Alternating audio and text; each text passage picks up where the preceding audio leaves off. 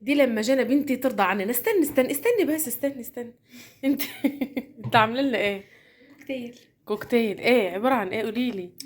العصير فراولة امم وموز وتفاح امم وسفندي. وخير، اللهم اجعله خير. ايه اللي خلاكي تتعبي نفسك وتقومي وتشربينا وتاكلينا كوكتيل؟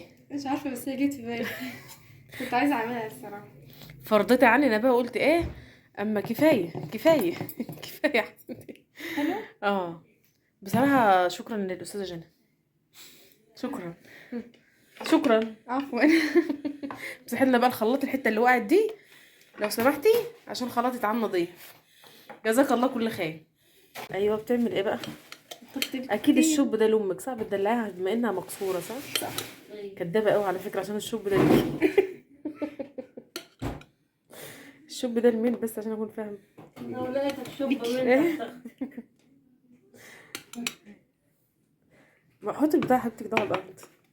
تعبك في ايه؟ عشان اعرف اتحكم فيها ماسكاها. اتحكم بس يلا. مش هعرف احطها.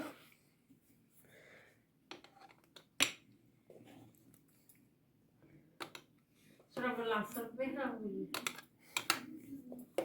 سوري. يا مسهل يا رب. انت لو بتطبخوا طبخه مش هتتاخر كده.